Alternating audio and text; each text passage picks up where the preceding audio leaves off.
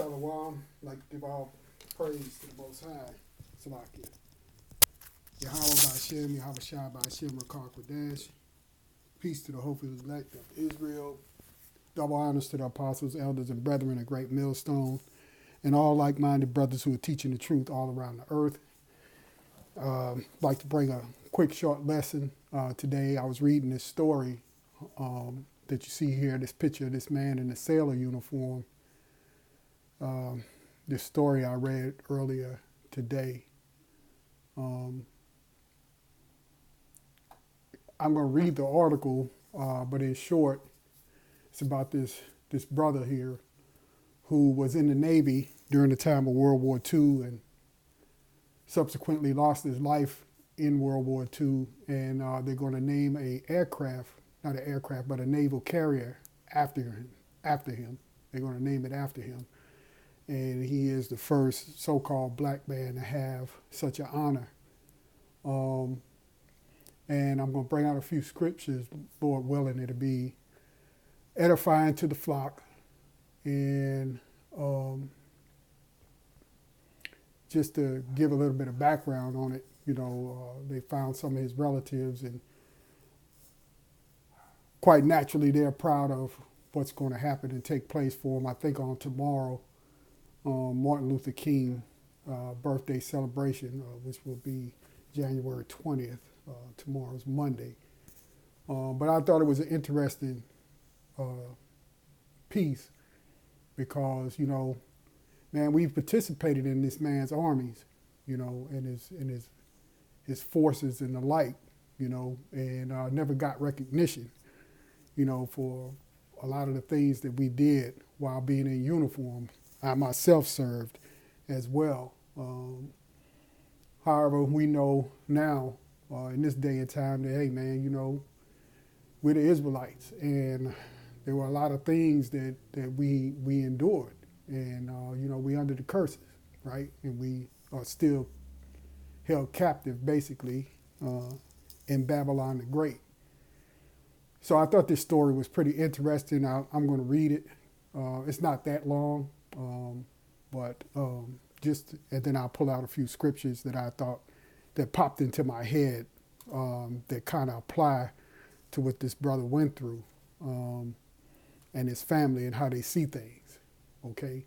That we were always treated differently, no matter what heroisms we did, no matter how much we accomplished in the eyes of the ruling class people, the wicked, okay, who are set up for the Lord's judgment. No matter how they looked at it, man, we're the cream of the crop, okay, but they treat us other than that. So without further ado, Lord willing, I'll bring this out and it'll be edifying. I'll start at the top here. Let's see. Bear with me here just for a second. Okay, this article, I'm going to read the article, and then I'll go into the scriptures. The aircraft carrier is the symbol of American power, 90,000 tons of diplomacy, the Navy likes to say.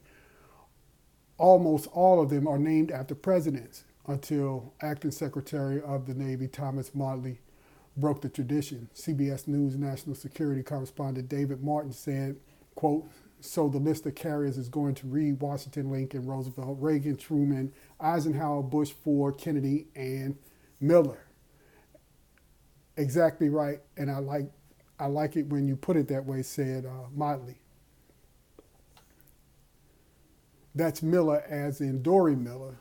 The next aircraft to be built will be named for the grandson of slaves and a son of sharecroppers. The official announcement is on Monday, Martin Luther King Jr.'s birthday at Pearl Harbor.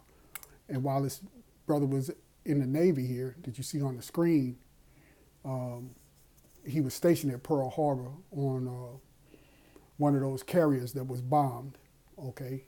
And he had some heroic acts, as we'll read further, okay? And Dory's closest surviving relatives, Florida Miller and Brenda Haven, are still getting used to having a carrier named after their Uncle Dory, who served in the segregated Navy in World War II. All the services were segregated at that time, not just the Navy. The Army itself was segregated at that time, and so-called Negro colored soldiers, served in a different unit. Okay, they couldn't sleep in the same quarters with so-called white people. They didn't eat in the same mess hall as the so-called white soldiers. And then later, after World War II, actually, there's history and movies that's out there about the Tuskegee Airmen and so on and so forth who came out of that segregated service, okay? And later, in my opinion, the service got slick and separated the pilots, and they made the Air Force afterwards. But they came out of the Army, actually. Okay, so going on, that's a great honor, said Haven, because it's been a long, hard road. Miller was born in Waco, Texas, and his first name was actually Doris. There's the brother right there in his uniform. The name, said Haven, came from Miller's mother. Grandmother thought she was having a girl, and it wasn't a girl. Doris turned out to be a boy, so that's where the name came from. She laughed. Waco has been described in those days as a place where the Old South met the Wild West, and like much of America back then, Jim Crow ruled. Haven said, white man was yes sir, white lady, yes ma'am. You didn't disrespect whatsoever. Don't care how old you were, right? And they treated us all like children. So you could have a 90-year-old brother back in them days. If he's coming out of a store, he would have to put his head down whenever a white man would pass him, even if the white man was just 21, 22 years old. And he would have to, that elderly brother would have to call that young white man sir, right? But that's not reciprocated to the elderly 90-year-old brother. So that's how it was back then. Going on, there were no economic opportunities for a young black man, so he joined the Navy. At least there, the pay was steady. Navy policy at the time limited blacks to those duties that were manual, that they thought didn't require a lot of intellect, right? Because they thought we were all ignorant and dumb, said Regina Atkins, or Ackers, a historian with the Naval History and Heritage Command. When Dory Miller came in, he was limited to the messman's branch pretty much.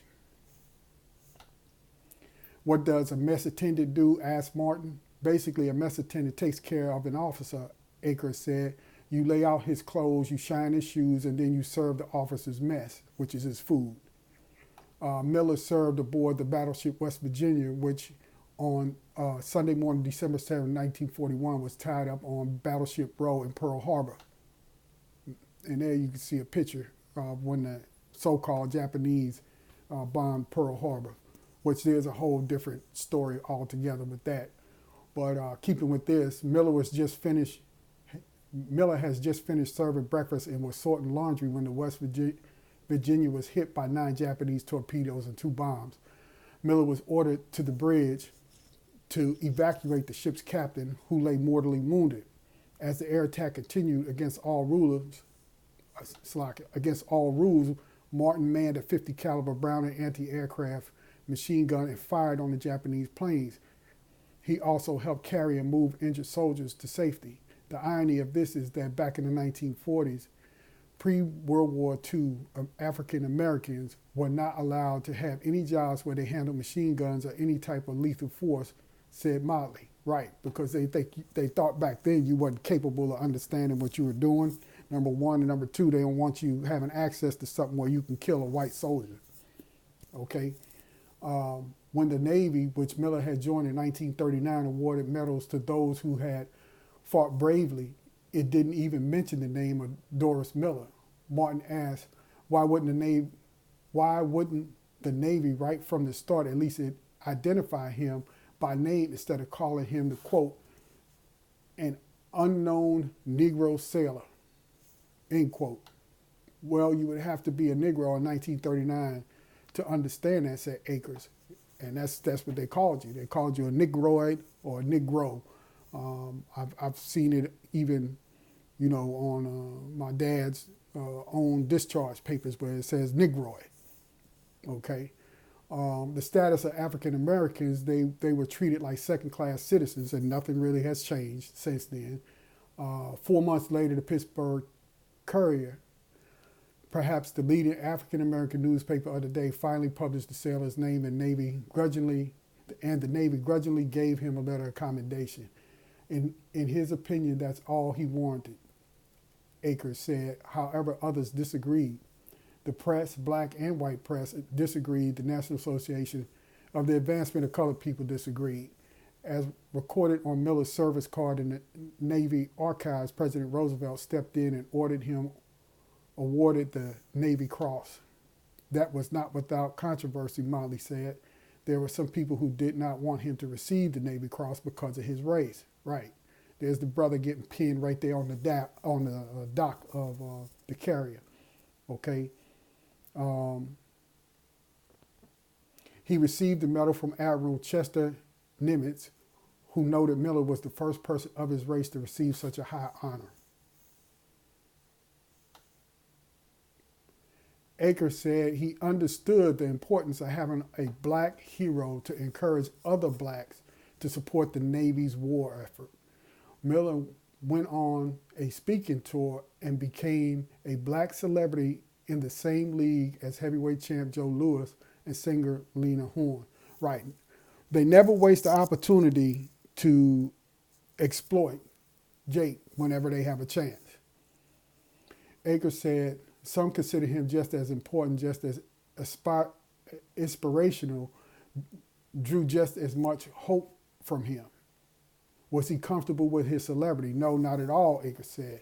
His goal was really to get to his next ship. Miller was assigned to the aircraft carrier Liscum Bay, which less than a year after Pearl Harbor was sunk by Japanese torpedo. Dury Miller was never seen again. Right. Brother perished, more than likely, when that carrier was hit by a torpedo. All right. Haven said, it's kind of hard thinking of my grandmother, her hurt. She used to say, had I been a white woman, they would have treated me better, but I'm a black woman and my son is a hero. Over the years, his legacy has been honored, including a larger-than-life statue in his hometown of Waco, but that's nothing like having an aircraft carrier named after him. There are currently 11 aircraft carriers, an honor reserved for very few Americans. Absolutely, said Motley.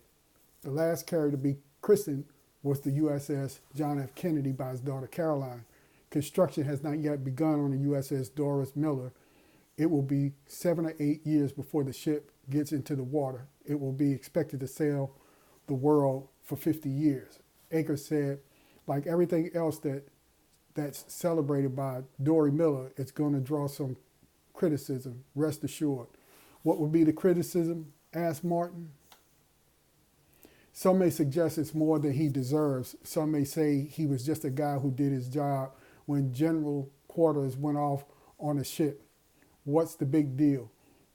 What was your personal reaction? Oh, I was overwhelmed, said Akers. It is tremendous, and it is a reminder, too, that heroism is in no way limited by race, by gender, by background, by rank or rating.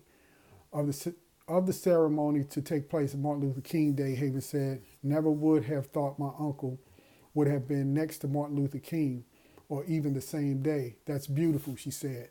And that's the end of the article. But yeah, this brother served in the United States Navy back in the 40s, and he's going to have an aircraft carrier named after him, they say tomorrow.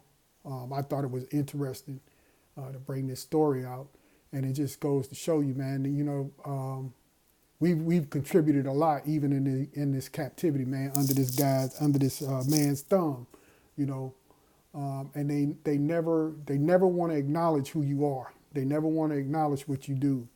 But that's part of the curses, right? We under the curses. So I wanted to bring out a few quick scriptures on it. I'm not going to be long. And it just brought it into mind reading this story some of the things that we're dealing with when it comes to let's see here, when it comes to dealing with Esau, man. It's a trip. They always reserve things for the best of them. And I think I wanted to bring out here. Let me see what I want to do. I want to go to, and I thought I had this highlighted, but somehow or another, it got messed up. So let me go back over here to Jeremiah 50.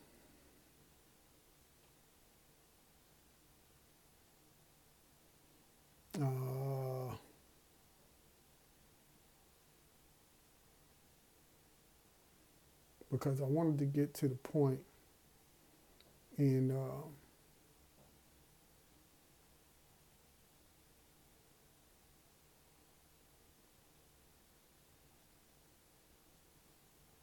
and how we always in battle.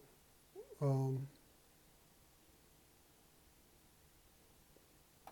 just going to start at 25. I don't think that's where I initially wanted to start, but I'll just start at 25. The Lord had opened the armory and had brought forth the weapons of his indignation, for this is the work of the Lord, Yahweh, our power of hosts in the land of the Chaldean, come against her from the uttermost border, open her storehouses, cast her up as heaps, and destroy her utterly. Let nothing of her be left. Slay all her bullocks. Let them go down to the slaughter. Woe unto them, for their day is come, the time of their visitation.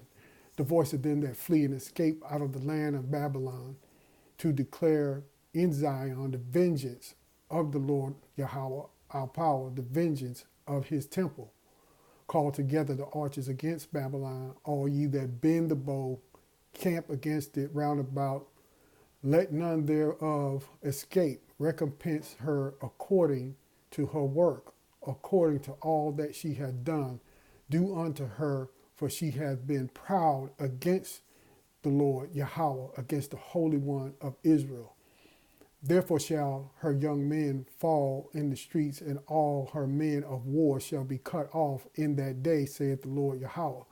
Behold, I am against thee, O thou most proud, saith the Lord, our power of hosts, for thy day is come, the time that I will visit thee.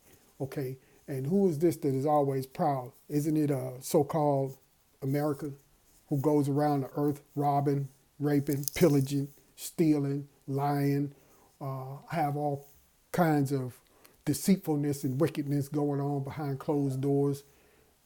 They're the proud, and that's been established many, many times.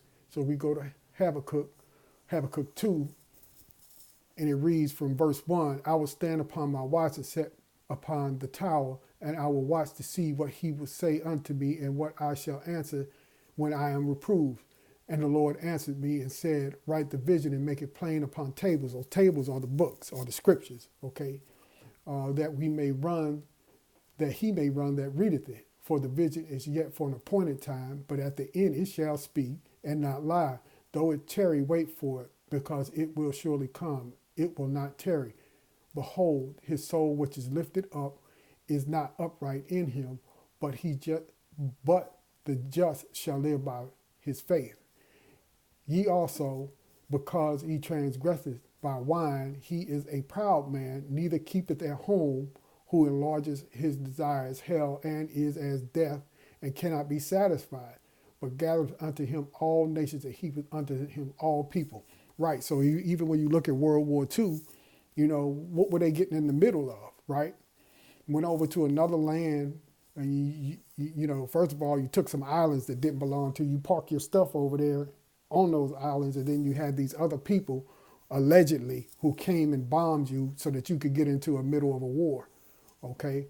And it is the elite and the rich people, okay, the international bankers and so forth, who start all these wars. Their sons don't go fight in it. Who goes and fights in it? Especially over here on this side of the Western Hemisphere, Jake. We the ones who sign up. We the ones who get drafted, right? So, they're going out there starting these wars, okay? Because he's a proud man. He can't keep his butt at home. He's always in somebody else's land. He's always digging around looking for some other riches, okay? I'll go on and read, let's see here. That's pretty much what I wanted out of Habakkuk right there. And I'll go back to Jeremiah here. Let me see. Go down to verse 31. Again, behold, I am come against thee, O thou most proud, saith the Lord, our power of hosts. For thy day is come, the time that I will visit thee, and the most proud shall stumble and fall, and none shall raise him up, and I will kindle a fire in his cities, and it shall devour all around about him. Thus saith the Lord Yahweh of hosts, the children of Israel and the children of Judah were oppressed together, and all that took them captives held them fast. They refused to let them go. And that's where we are today, still here on this side, not in our heritage. I mean, we're coming back, but you think about World War II back then when this brother was serving, in the Navy, man, you didn't, chances are he didn't know who he was. He didn't know he was an Israelite. They classify him as Negro, right? So from there, let me look at how, America and Babylon, as it's mentioned in here, if you look at verse 29, called together the archers against Babylon, right? We're going to have another great war against them, where the Lord, when he returns, okay? And let's go over to Revelation 18:1. And after these things, I saw another angel come down from heaven, having great power, and the earth was lightened with his glory. And he cried mightily with a strong voice, saying, Babylon the great is fallen, and is become the habitation of devils, and the hole of every foul spirit, and a cage of every unclean and hateful bird. For all nations have drunk of the wine of the wrath of her fornication, and the kings of the earth have committed fornication with her, and the merchants of the earth are waxed rich through the abundance of her delicacies, right? Through all types of trade agreements, foreign policies, and so forth and so on. All these other countries are in bed with this wicked nation, okay? And this place is going to be destroyed, man, okay? And it's going to become a desert. It's going down at 18:4. And I heard another voice from heaven saying, come out of her, my people, that ye be not partakers of her sin, and that ye receive not of her plagues. For her sins have reached unto heaven, and the Most High hath remembered her iniquities. Reward her even as she rewarded you. Right, we're going to get some payback. And double unto her double according to her works. In the cup which she hath filled to her double. Right, this place is going to be blown off the map, okay, for all the wickedness that it did. Okay, and in particular, holding us captive and doing the things that they did to us. Okay, verse 7, how much she hath glorified herself and lived deliciously, so much torment and sorrow give her, for she saith in her heart, I sit a queen and am no widow, and shall see no sorrow. Therefore shall her plagues come in one day, death and mourning and famine, and she shall be utterly burned with fire. Right, those nuclear missiles. Okay, for strong is the Lord Yahweh, our power, who judges her. And the kings of the earth who have committed fornication and lived deliciously with her shall bewail her and lament for her when they shall see the smoke of her burning.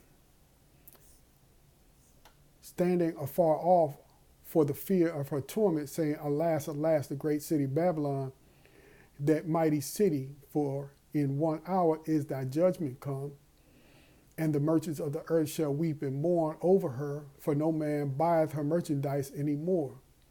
The merchandise of gold and silver, precious stones and pearls, and fine linen, purple and silk and scarlet, and all fine wood, and all manner of vessels of ivory, and all manner of vessels of most precious woods, and brass and iron and marble, and cinnamon and odors and ointments, and frankincense and wine and oil, and fine flour and wheat and beasts and sheep and horses and chariots and what?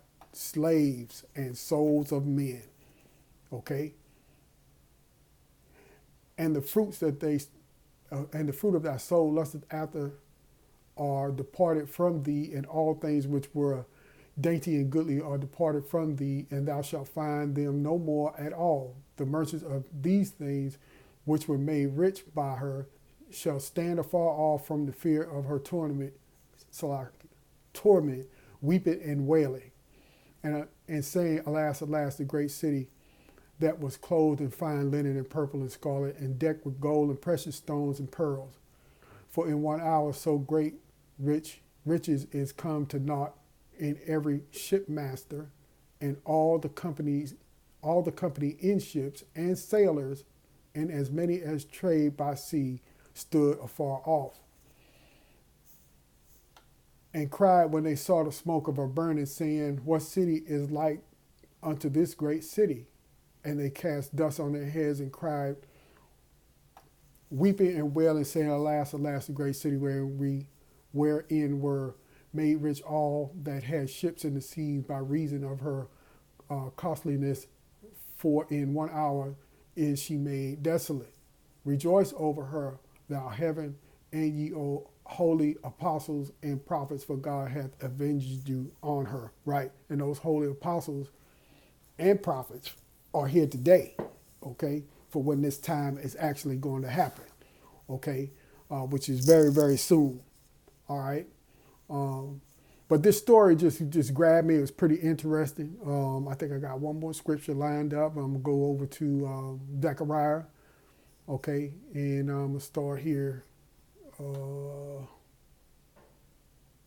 think I wanted to get to verse 5, pretty much. Zechariah 11:1. Open thy doors, O Lebanon, that the fire may devour thy cedars.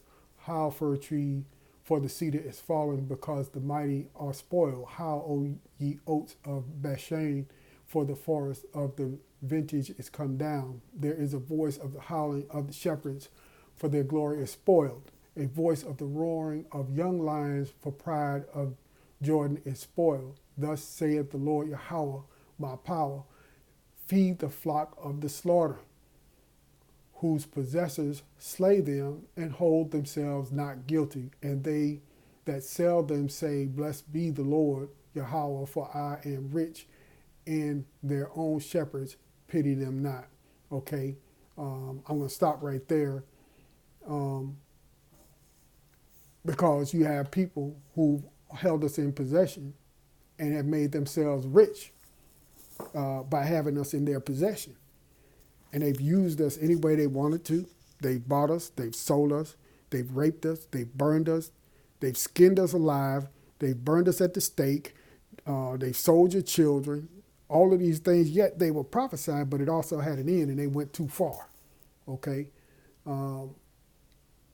So all of these things just kind of came up when I read this story, man, looking at the brother who was in the Navy, and now they're going to name a ship after him.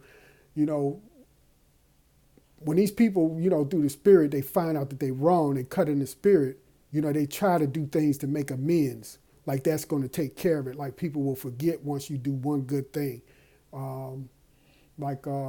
Just take, for instance, giving this Martin Luther King birthday holiday, right, that we're supposed to celebrate on the 20th.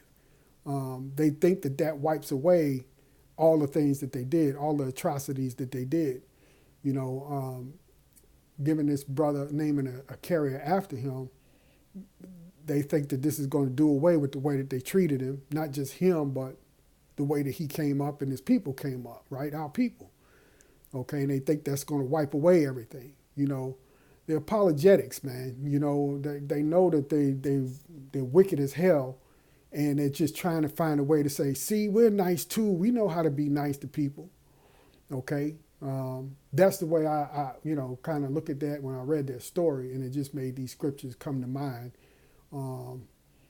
So it was just something that I thought, well, you know what, this might make a pretty good little lesson, you know, because there are many Israelites who took part in all of the wars, right? But if you talk about modern day, from World War I up until now, You know, we participated in a lot of that stuff, man. You know, and some of the things that you had to endure while being in the military, you know, that you don't know about, you know, that were not good things, man, you know. So with that, I'm not going to ramble on. We had 30 minutes.